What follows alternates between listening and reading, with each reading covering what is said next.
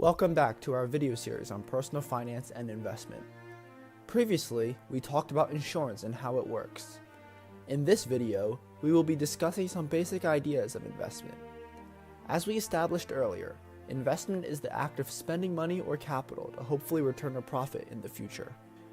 It's important to remember that all investment carries risk. It's nearly impossible to have a risk-free investment because there always exists a possibility that your investment will lose value over time. That is why risk management is a key dilemma. For any type of investment, the goal is to maximize returns without taking on unnecessary risk that may cause you to lose money. We will sometimes refer to risk as volatility, especially when talking about stocks. If a stock is volatile, it has greater potential for a substantial increase as well as significant decreases in value. Therefore, volatile stocks are risky investments. It's easy to visualize the theoretical relationship between risk and return as a sideways V. As the risk increases, the absolute value for potential return increases too. As you take on greater risk, there is more potential for higher return as well as greater loss. It is important to note, however, that this is just a theoretical visualization. Most securities will not have such a perfect relationship between risk and return. Furthermore, notice that our graph has a y-intercept at the origin. This hypothetical zero-risk investment carries zero expected return. However, in reality, this could never happen. As we said earlier, no investment carries zero risk. There are always uncontrollable factors such as unpredictable recessions and inflation that may blindside you. Different people are in different financial situations, and as a result, they should pursue different investment strategies. Risk tolerance, time horizon, and available capital are three factors that contribute to someone's investment strategy. Time horizon refers to the amount of time that an investor plans to keep the investment before liquidating it. Liquidating a security means that you are exchanging it for liquid cash.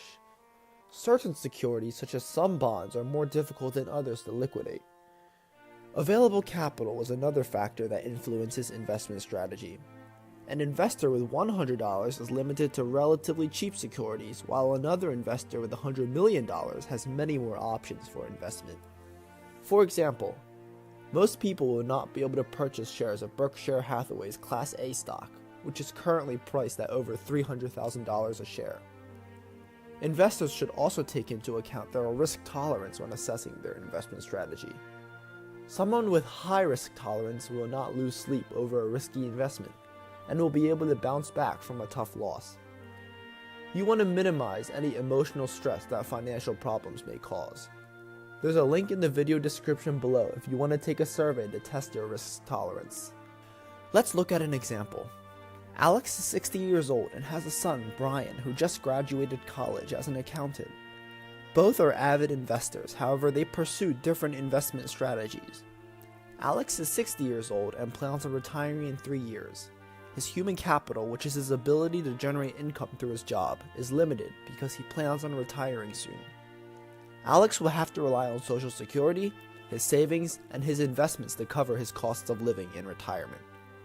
Additionally, he's already 60 years old, so if he loses money on an investment, he doesn't have that much time to recover his losses before retirement. Taking all these factors into account, Alex decides to invest in more stable investments such as mutual funds or low-risk bonds to provide his extra income.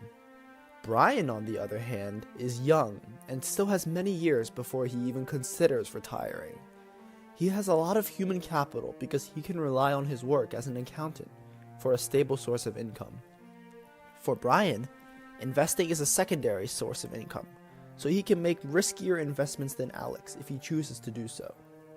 If Brian loses money on an investment, it won't be as big of a financial burden for him because he has another source of income he can rely on.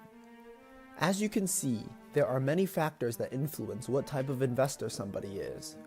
Understanding what type of investor you are can help you establish your place in the market and how you should interact with different types of securities of varying risk and cost.